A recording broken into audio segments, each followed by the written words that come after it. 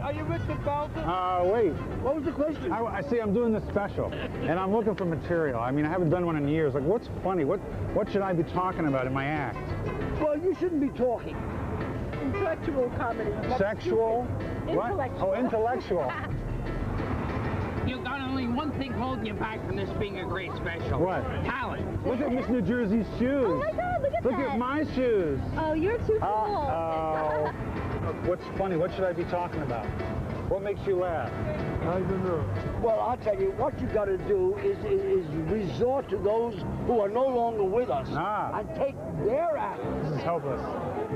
Ladies and gentlemen, HBO is proud to present another lone nut, Richard Belzer.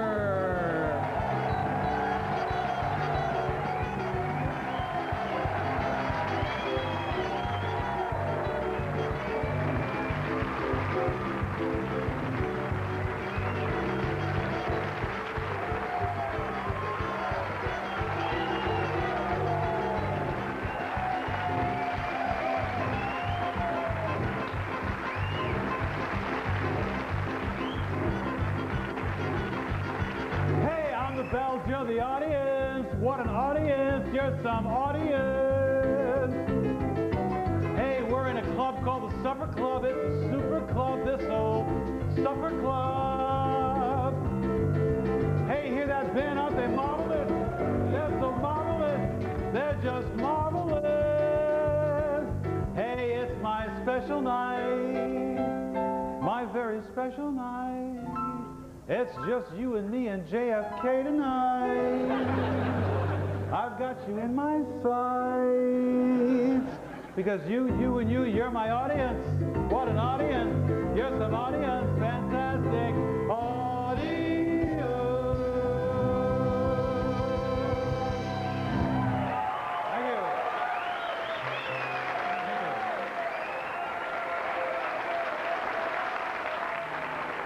Thank you. Thank you. Thank you so much.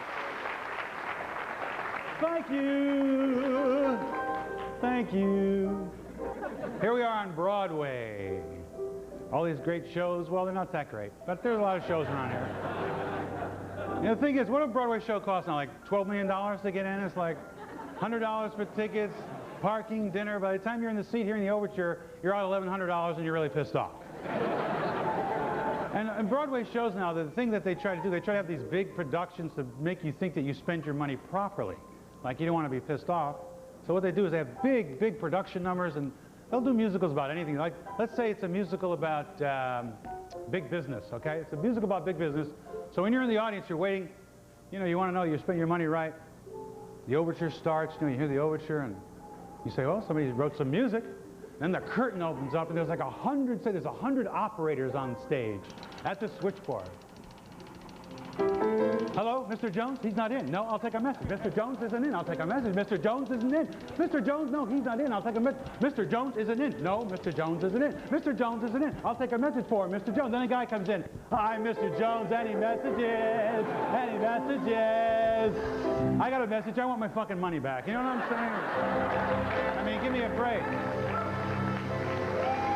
And then, you know, Broadway, some Broadway music is great. There are great Broadway songs, but most songs on Broadway are just written to move the plot along.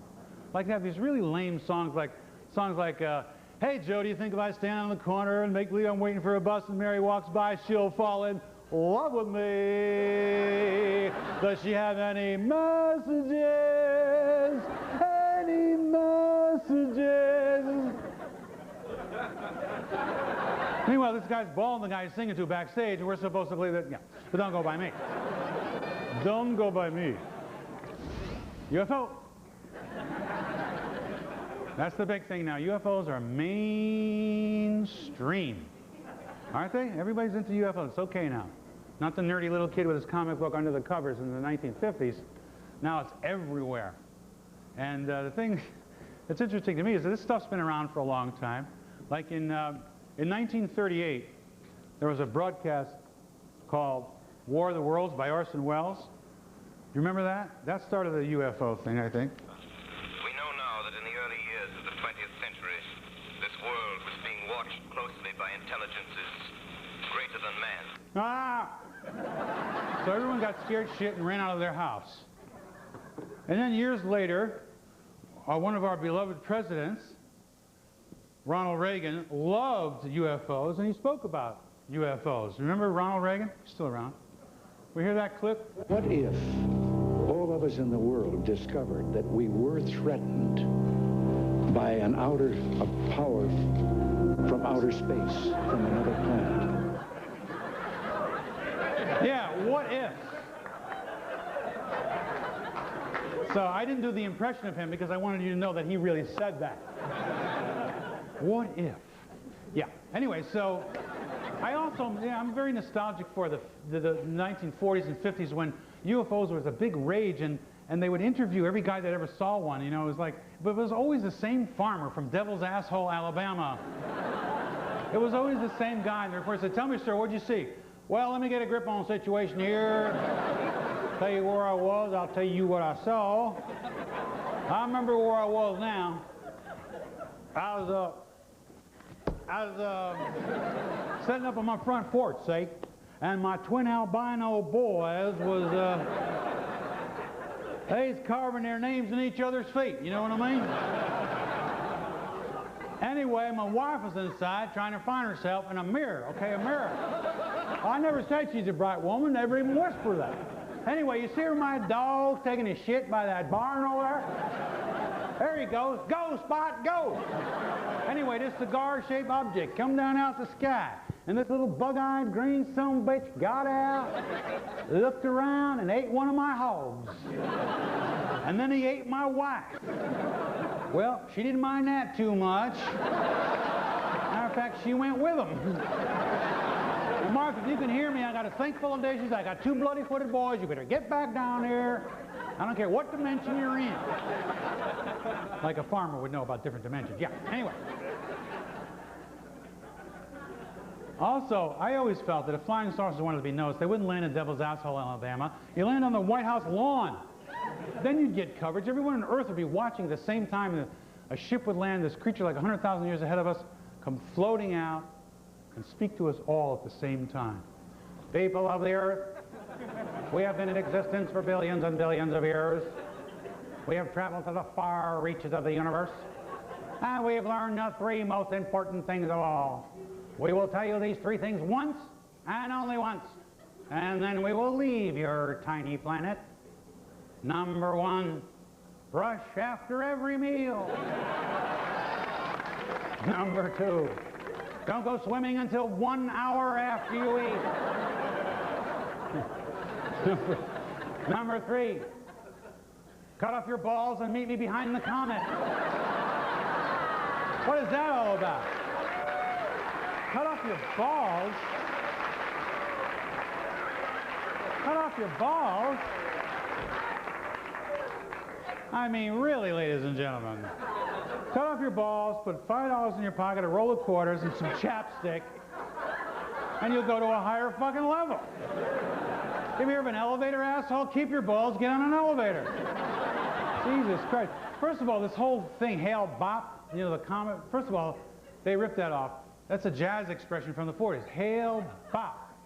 Ba-ba-doo-ba-dee-da-da-ba-doo-dee, you know. Anyway, here's the thing that really pisses me off, or it confuses me, and I'm sure you'll share this sentiment, is the fact that if there's a leader of a cult, and his name is the same as a Homer Simpson catchphrase, dope! Are you going to follow that guy? Dope! Dope! No, right, sir? Absolutely. Now, where are you from, sir? New Jersey. New Jersey? What street? Just kidding. Now, oh, good. Now, when I had some people pull some stuff off the internet for me, so I could share it with you, so you know I'm not making this up. These are the how would you say, the protocols of this group, this cult, and they have like major offenses, minor offenses, the 17 steps. Like, okay, major offenses: doing an act on the sly. Can't do that. Like, you can't go out of the room, blow a fart, and come back and pretend you did it. You can't do that. Having likes or dislikes. Anybody here have likes or dislikes? You're out of the fucking cult, all right? Now here's my favorite part. This is right from their thing here, ladies and jaywalkers. It says, the right to become a eunuch for the sake of the kingdom of God, to be non-mammalian, genderless, and celibate, mentally and physically abstaining from all sensuality and not being seen as unnatural or as missing out on something, like getting laid or eating, I would imagine. How about my ass? I could never be in a cult. The same reason I could never be a good waiter. Oh, your soup's not hot enough? Well, kiss my fucking ass then! I'd be a really good waiter. Yeah, good guy. No, that's great. From now on, I'm going to be speaking in Belzonics. Belzonics is a system of language that reduces anything anyone else says to total nonsensical bullshit. Somebody says to you, hey, Belz, you want to go out there? Yeah, good, sure. Hey, Belz, my uncle died. Yeah, it's great. No, it's really good. Yeah. Speaking of cults, I'm very fortunate tonight to have in our audience the leader of the biggest cult in the world. Ladies and gentlemen, say hello to the biggest cult leader. There he is. 60 million followers. That's just in the USA alone. A lot of Nikes. Yeah, nice coat. Pulp sighting. There's Elvis sightings, there's pulp sightings. Elvis, by the way, Joe DeLea and I were in D.C. recently, came across a fascinating thing, because I'm going to just set this up for you. Elvis Presley's grandmother was Jewish, which means his mother was Jewish, which means he's Jewish. Yeah. And there's a Jewish star in Elvis's mother's grave. And now, I want to tell you what Joe found. I can't take credit for this. He found the tapes of Elvis Presley's bar mitzvah. I'd like to recreate it for you now. Elvis Presley's, thank you, Elvis Mazel Tov.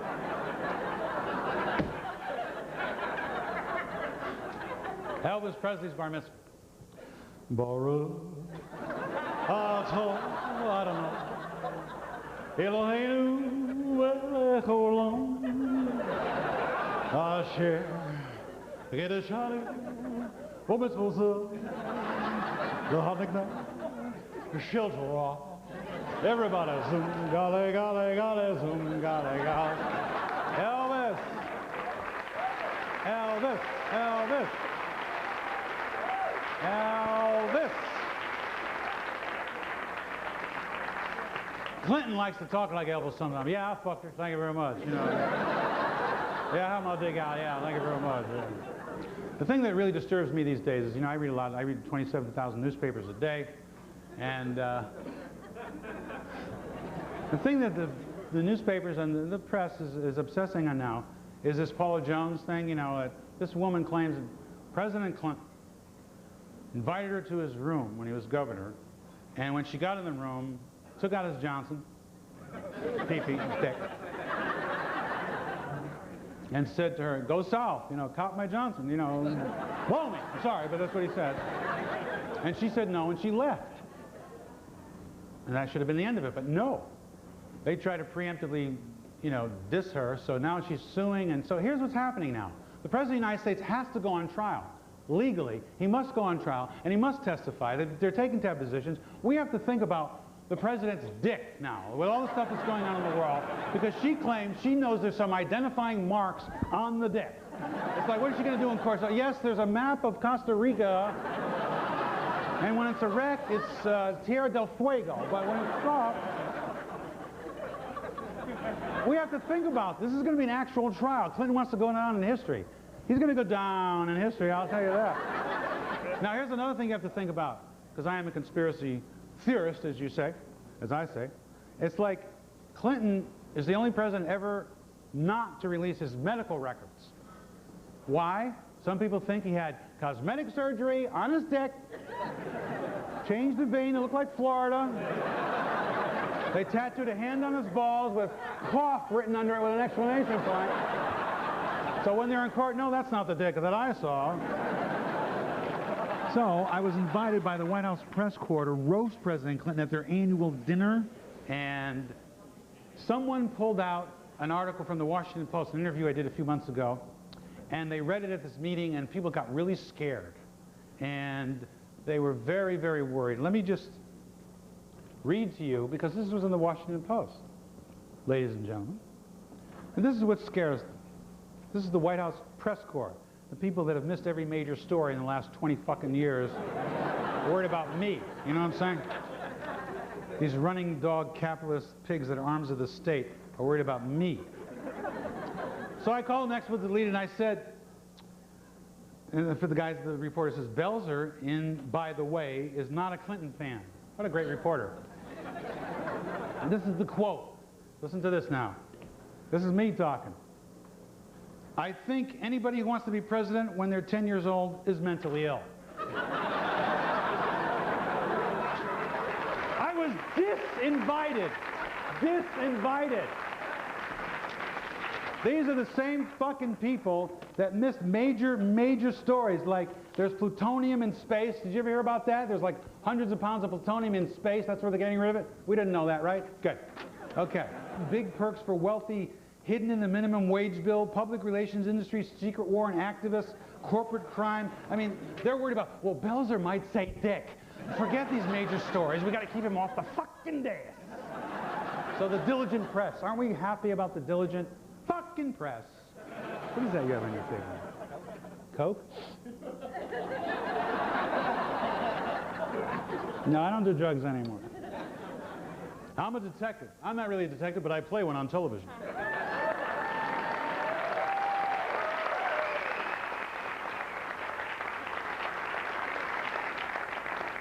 You want to hear a cute story? Okay, I'll tell you the story. Anyway, one day, people say, how'd you get the part on Homicide? The way I got the part on Homicide, one day I was on the Howard Stern show. The man who manages to get all these secrets out of me. Howard, yes. He managed to get it out of me that I was molested by a rabbi. Richie, come down here and drop your tefillin for a second. I want to copy a little TV. Listen, after school, I want to come with you and we'll play some wiffle ball. Anyway.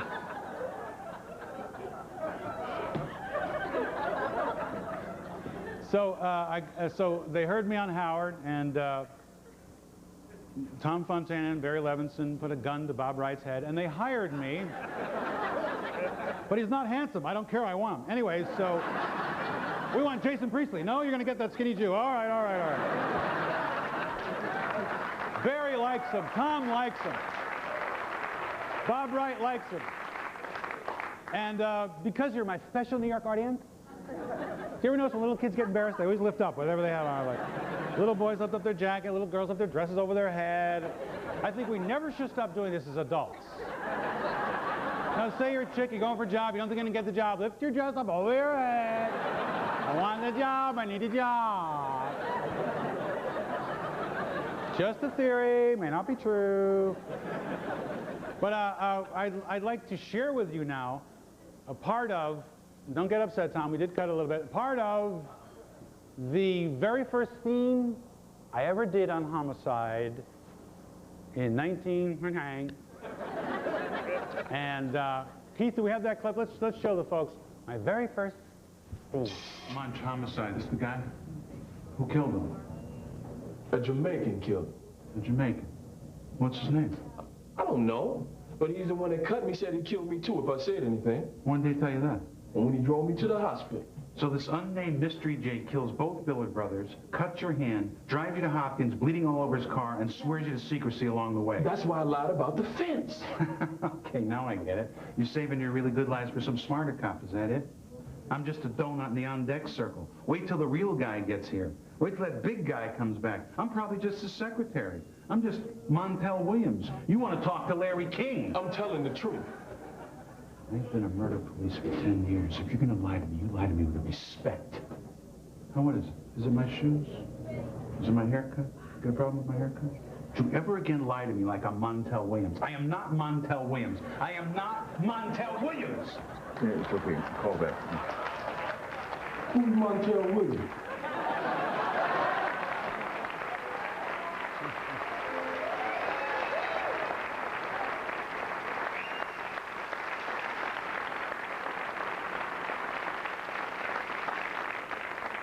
NBC. Well, I live in Baltimore most of the year, and I live in France.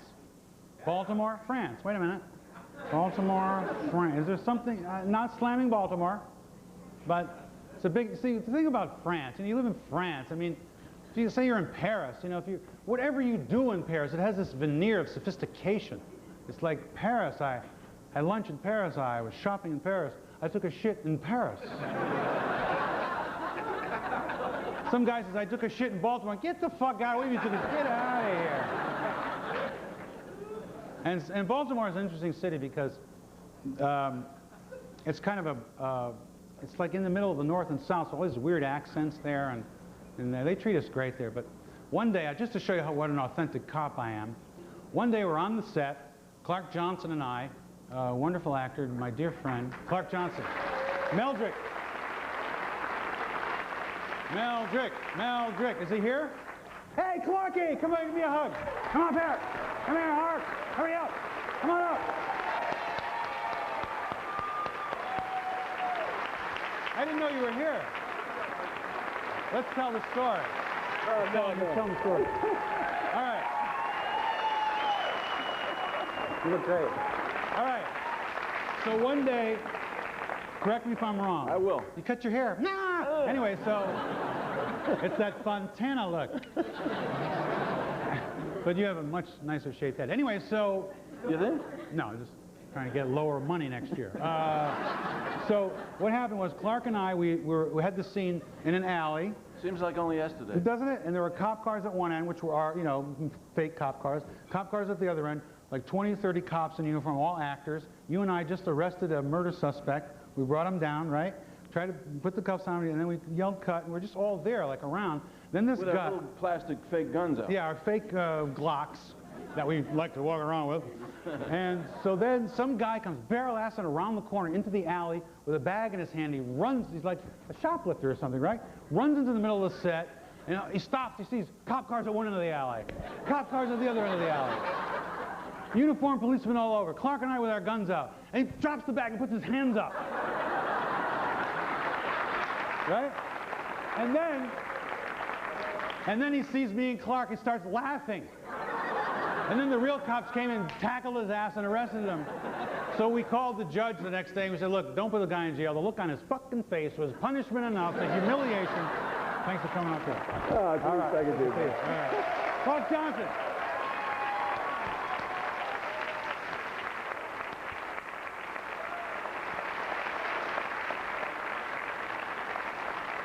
And you know what he stole? He stole Q-tips and film. What's he going to do? Go home and take pictures of himself cleaning his ears? I mean, what? So I was mentioning that Baltimore is partially southern, right, Joe? And all those weird accents. The thing that disturbs me, though, is that Baltimore has, like every big city, they have preachers, street preachers, local preachers, all kinds of preachers. And the thing about late night preachers is they're always asking for money, those guys, you know, saying, if you send in your dollars, whatever. You never see a rabbi on at 3 in the morning saying, hey, we got a God for you. What a God we got? We got the Old Testament God. You don't have a ghost or something to scare you. There's a whole thing. You send your money direct to me because I'm... You don't see that. Speaking of religion, a thing that really disturbs me is America's sensibility about disgraced people. For some reason, we honor them. They give them book deals. They're on talk shows. It's like, why don't we just have an island for all these fucking people? Like the other night, I saw Jim Baker on the Larry King show. What the fuck is that all about? There's Jim Baker talking on Larry. You remember Jim Baker? He's accused of wife swapping, embezzlement, mail fraud, cheating all these old people, just selling futures in a company that didn't exist. I mean, the thing that really blows my mind, pardon the expression, is the fact that he's accused of wife swapping.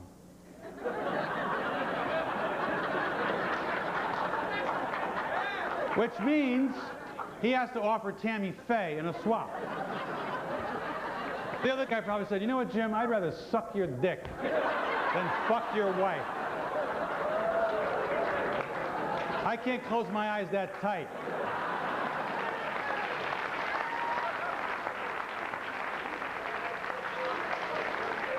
And Jim Baker said, okay, meet me in the Holstein room. And then he said he was going off to Europe for a tour. Jim Baker in Europe, it'll be a big hit there. I'd like to see him in Paris, you know, going to a Parisian church, like Notre Dame. Yeah, good, that'll be good. Parlez-vous? Yeah, good. Okay. I love Paris. And Paris, I love Paris. Oh, I don't have to pay for it. Anyway, the thing about Paris is, I mean, people say that the French are arrogant and they're rude, and Americans say that. The thing is, they're not arrogant and they're rude. They just want civility. I learned my lesson about the French. First of all, they're arrogant because they have 2-hour lunches. They have the best fucking lunch in the world every day. I don't give a shit what your job is. You get up in the morning, you know you're going to work, and for 2 hours you're going to go into a place, have a drink, have a cigarette, have a soup, have a salad, have a main dish, have a fruit, have a dessert, have a coffee, have another drink. By the time you go back to work, you don't even know where the fuck you are. Who cares? And they want to, they're striking now because they want to retire when they're 55. You can't argue with that shit. I mean, come on.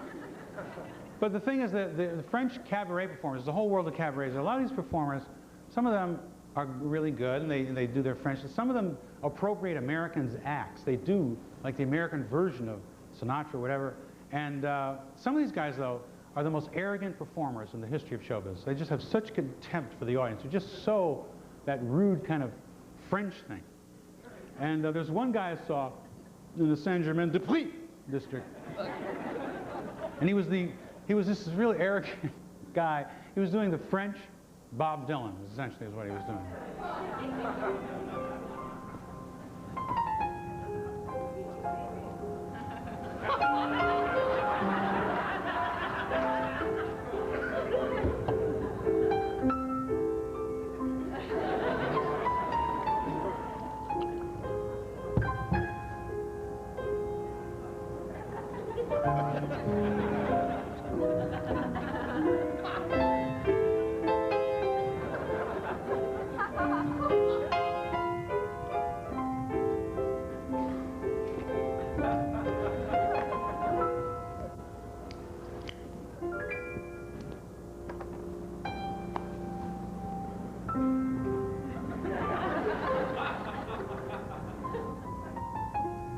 Once upon a time, you dressed so fine.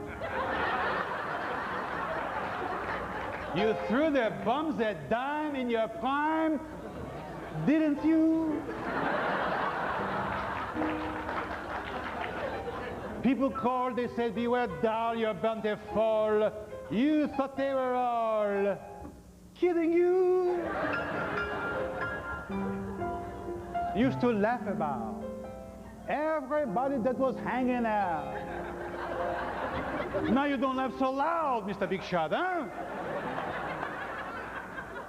Now you don't feel so proud about having to be scrounging your next meal. How does it feel?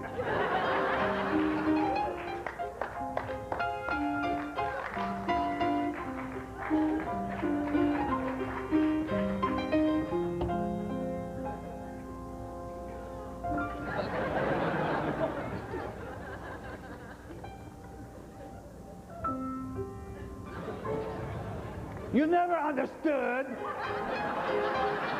that it ain't no good to let other people get their tricks for you.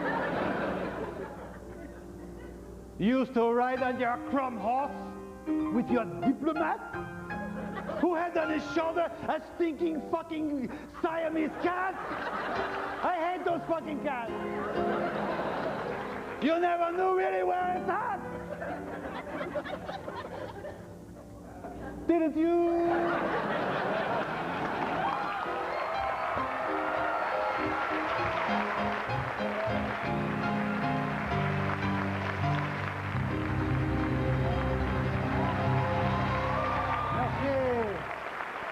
Merci. Merci. Merci. balls to the left, right guy, hey, right away. Ever since clothes were invented, men do this, women do this.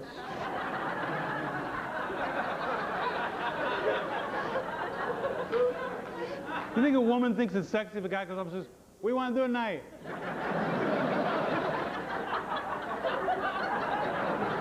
I don't know, what do you want to do? You want to go bowling? No, I don't want to go bowling. Clinton's a big bowler. Did you see him on his crutch the other day? He was like, he's got to get some kind of exercise. He's doing this. Of course, he wasn't drinking that night because the golfers don't drink at 1:30 in the fucking morning. Boom. President's like, no, golfers don't drink. They just don't drink. No, they don't drink. And Clinton, of course, what is he going to be president for, what, another 12 hours, you think? Clinton's in a lot of trouble. Well, he's going to be indicted, either for, you know, waving his dick or robbing money or whatever. Gore's dead fish, you know, wrapped in newspaper, him. He's out of his fucking mind, that guy. Raised in a hotel suite, like he knows a lot about the common man. Yeah, great. The third guy is Newt Gingrich from Georgia, and we all, you know, I don't even have to say anything about him. We all detest and are repulsed by him, even if you're a conservative, because he's a duty head.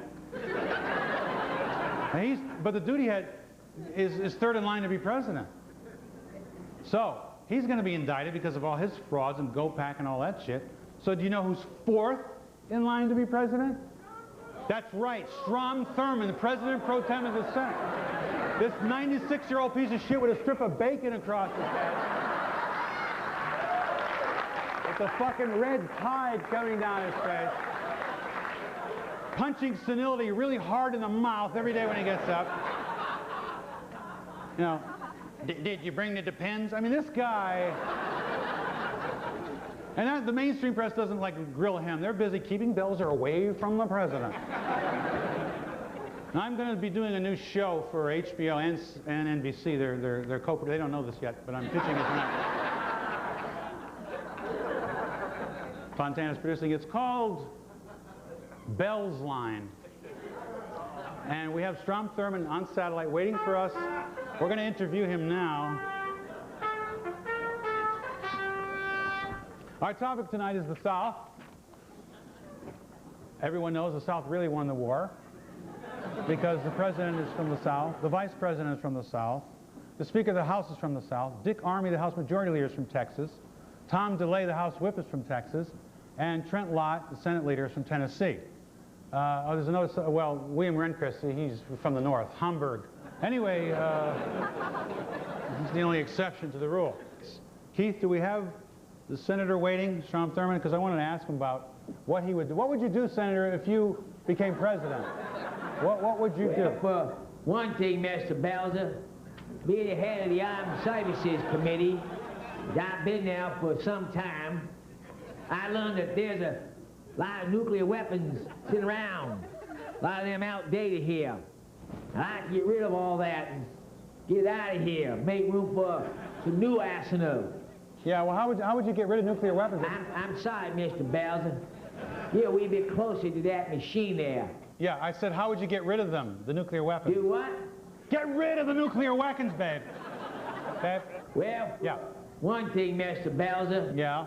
Being the head of the Armed Services Committee. Didn't you just say that? I've been there for some time. Yeah, great. Yeah. I learned that there's a lot of nuclear weapons sitting around. That's what I'm asking you. A lot of them outdated here. Yeah, good.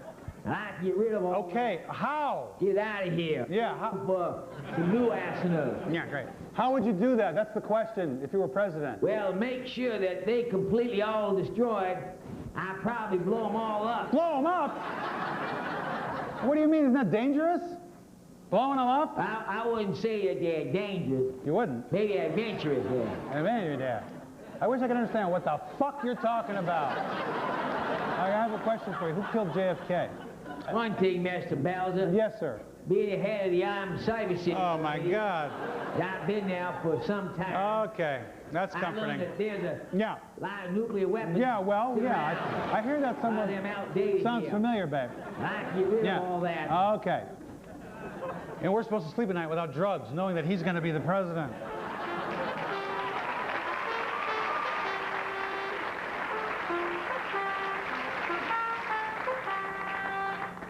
I don't get it.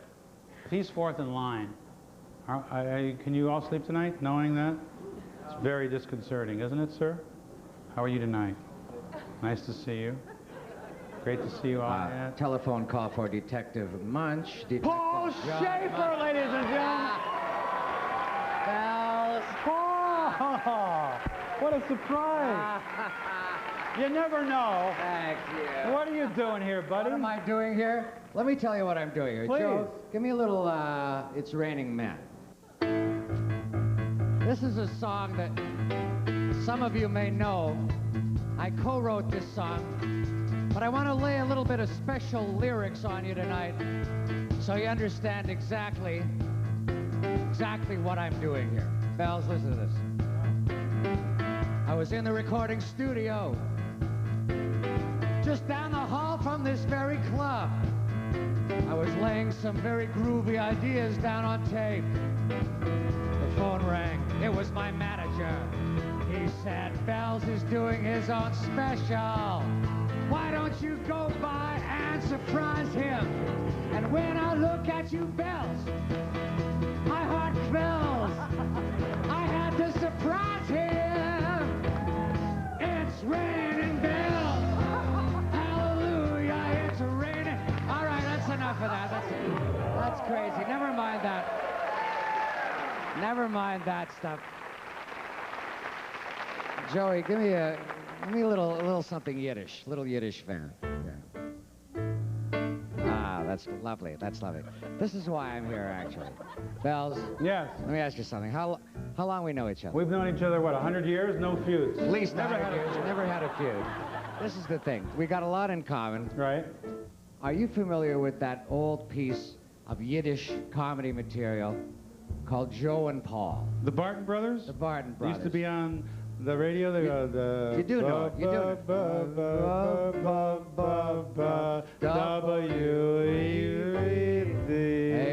Yeah, I remember That's that. it. It was a comedy record from the 40s. Right. It was a parody of a commercial for Joe and Paul's clothing store. In Jewish. Am I right or what? Our parents used to put it on the stereo while Laugh it was hi-fi. right. They'd laugh hysterically. But we never at it. knew. They never told us what it meant. Right. We could never understand what it meant. They wouldn't tell us. I finally found out what it meant. Liz. You did. Come on out here. Liz. Who's Liz? Liz is a cue card gal. Oh, great. She was doing cue Hi, cards Liz. for me Welcome, in the Liz. studio. All right. Come on out here, You Liz. got you some cards? I got a translation of this piece of material. Oh, wow. Joe and Paul. Okay. Now, I know you like to work a little bit blue. Abyssal. All right, abyssal. All right, I know that. And I know you like to kid all religions. Equal opportunity Yeah, slammer, well, tonight it was mainly the Goyim, but All right. let's kid the Jews a little bit. Deservedly so, but Here's go the ahead. translation. Read it with me on the cards, all right? We'll do this together. Oh, the song? Yeah. Okay, go. Here we go. Joe and Paul, the fucking nigger.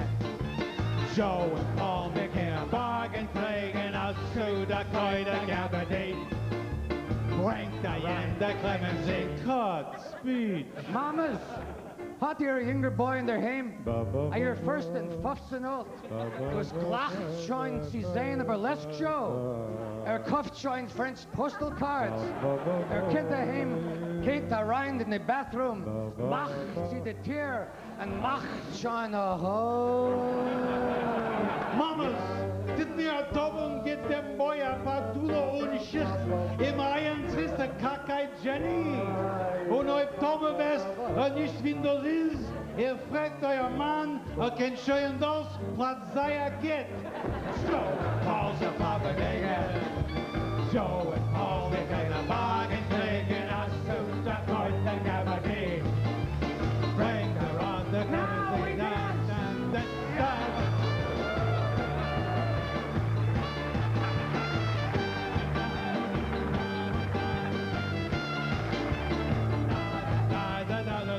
That's all. Yeah. Paul Schaefer. Thank you. I gotta go back to the studio. One thing, Bella, we're clean. All right. Liz, come on, come on. Paul Schaefer. We gotta go back to work. Thank you, Liz. Good night, everybody.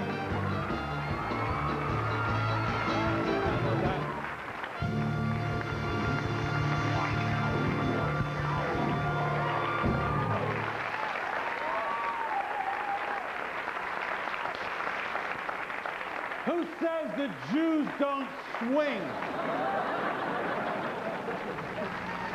Well, you know, ladies and gentlemen, my good friend Paul Schaefer cannot be president of the United States, not because he's Canadian, but because he's Jewish.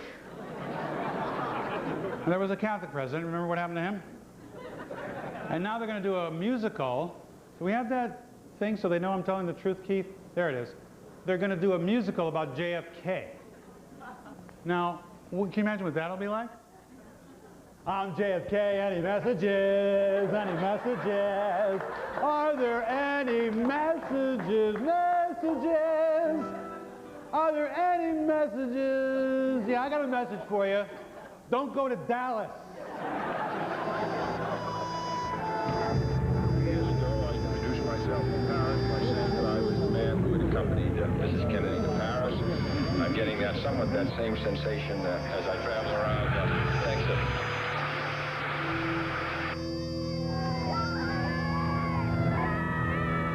Look out! JFK went down to Dallas to cool some heels in the oil palace. Unfriendly country, but he was not afraid. He would wave to the people from a passing motorcade at 11 miles an hour. Such a deadly speed, 11 miles an hour. At the time and place to breathe, they pulled their limousine down, she's slow and clean. Left her like a shower at 11 miles an hour. 11 miles an hour. 11 miles an hour. 11 miles an hour. 11 miles an hour. 11 miles an hour.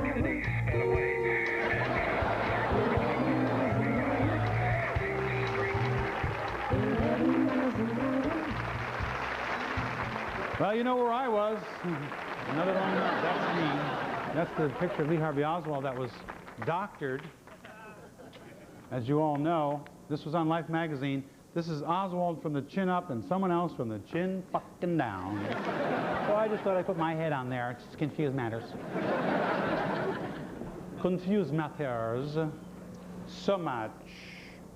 But you know, I am fascinated by the fact that everyone knows where they were. You know where you were on that day. Like I asked people where you were. I mean, you know where I was. You saw me in a limousine in Dealey Plaza. That's where I was that day.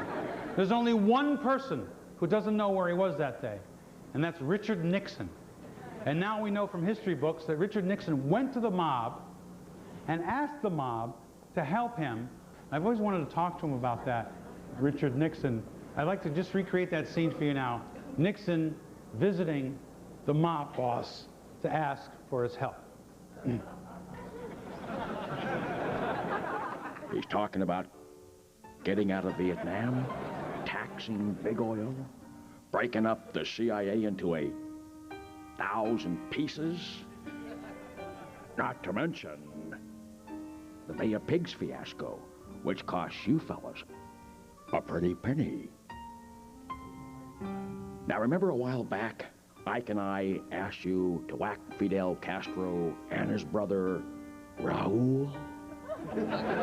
Well, the favor I need from you now, Mr. Godfather, is to turn those shooters around and, well, I think I've made myself perfectly clear, with all due respect. Why didn't you come to me before? Why did you go to the CIA first?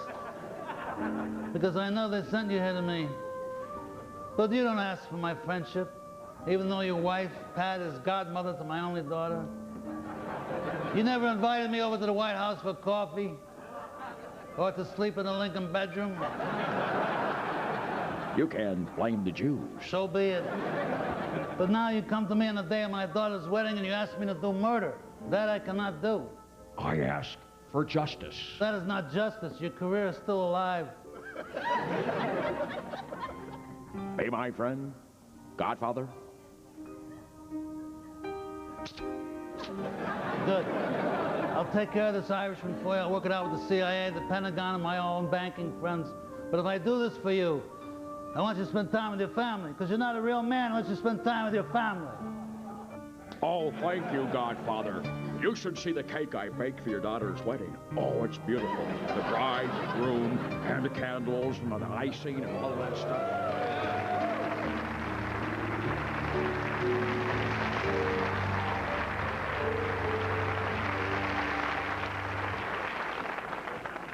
I want to share with you what my life is like. I sit at home, and I read 5 newspapers a day, 6 newspapers a day, the Wall Street Journal, the New York Times, the Washington Post. They say the world's coming to an end. I'll tell you why the world's coming to an end, ladies and gentlemen. Because the other day in the New York Times, you can check this out, there was an article about condoms in high schools, and there's a sign on the wall of the nurse's office that says, flavored condoms for oral sex only. Now, I never got a peppermint blowjob when I was in school. If I got a hard-on, I got fucking thrown out. These kids are getting bubblegum blowjobs, peppermint blowjobs. Something is happening here. Of course, my own book, which I'm the Belzer diet. No, I'm into health, as people who know me know. And let me just give you a quick hint about the Belzer diet. The Belzer diet is stay away from any substance that is white. Anything white is bad for you. Sugar, milk, flour, salt, heroin, cocaine, and of course, the most dangerous thing of all, white people. But don't go by me. Don't go by me. The big book of conspiracies? No. It's all rag. You read that? Isn't that a great book? The only way to get your real information is the Covert Action Quarterly, not these other Times, Newsweek, all these corporate rags and everything. Also, do we have that? You know, it's the CIA's 50th anniversary, the 50th birthday of the CIA. The guys that took all those Nazis after World War II and folded them into our government and created all these murderous things that we've been doing. It's comforting, isn't it? Yeah, happy birthday to them. I have, look, I got the Warren Report, I got the Oswald Affair, I got Killing Kennedy, I got How to Be a Stand-Up, no, How to Be a Stand-Up, got my own book. Nothing to do with Kennedy, but I need the money. But we have all these books. I mean, it's really disturbing because now there's playing cards. I swear to God, look at this, coup d'etat, and this explains the murder. The mainstream press worried about me talking about the president's balls, and meanwhile, fucking card people are solving the murder. But don't go by me. Another thing that disturbs me is, I'd like to just share with you now, I have here a list of all the suspicious deaths in and around the Kennedy murder, and I'd just like to read a few of them for you now. Sam Giancana, the mob guy, was slated to testify about the mob CIA death plots. He was murdered while cooking sausage and escarole while in the witness protection program. I know sausage is hard to digest, but this is ridiculous, ladies and gentlemen. But don't go by me. Jimmy Roselli was found, he's a mob guy who was working with the CIA, was found dead with his arms chopped off, his legs chopped off, stuffed in an oil drum. That's considered suicide in Jersey, but don't go by me. And of course, JFK's mistress, Mary Meyer, was his mistress, and JFK's mistress, whose diary was destroyed by the CIA, I wonder why, she was shot at a downward angle by a man who was shorter than her, which means this particular murderer carries a ladder around with him for such occasions. Again, don't go by me.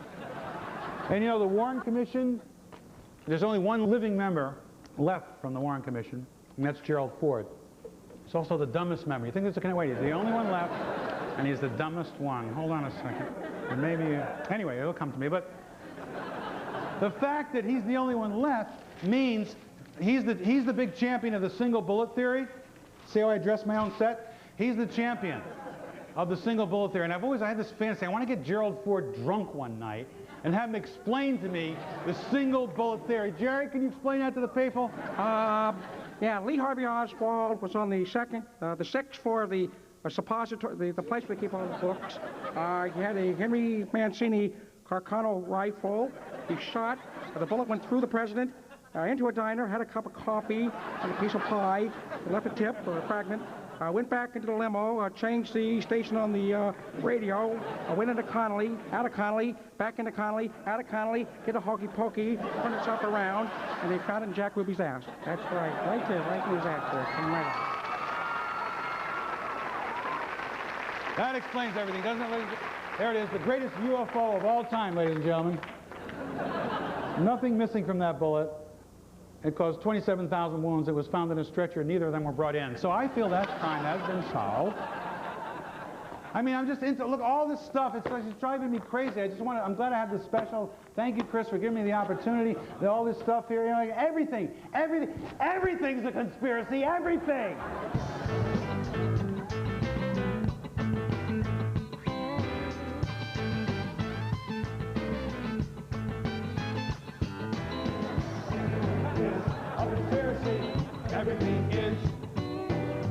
Everything is a conspiracy. Everything is a conspiracy. Everything is a conspiracy. Everything is JFK and LBJ, MLK and James Earl Ray, RFK and Edgar J, FBI and CIA, MTV and VH1, C-SPAN 2 and C-SPAN 1, ABC and CBS, NBC and all the rest, A&E and Court TV, CNN and HBO, Disney Channel, don't you know, UFOs and Jackie O.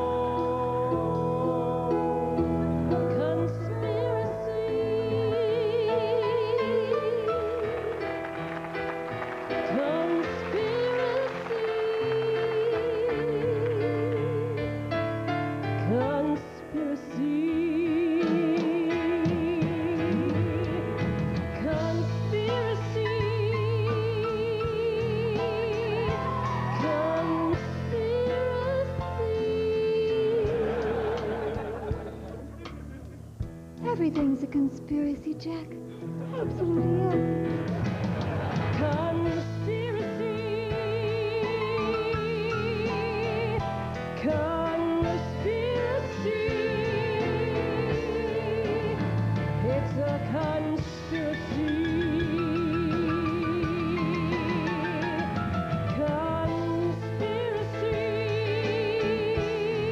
Everything's a conspiracy. Look at this.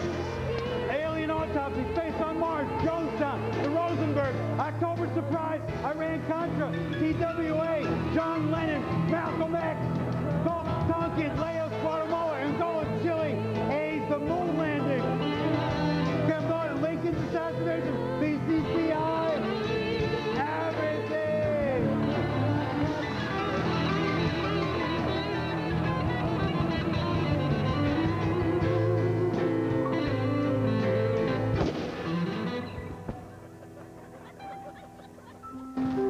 You thought I was shot, didn't you? Thank you, New York. Joe DeLeo, Jackie, Marilyn, Paul Schaefer.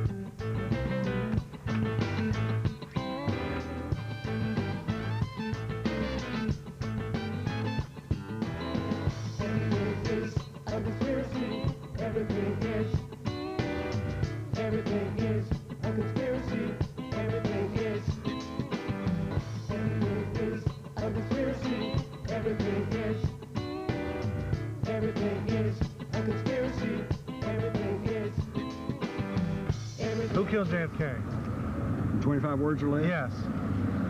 JFK was shaking up the status quo, and the status quo struck back.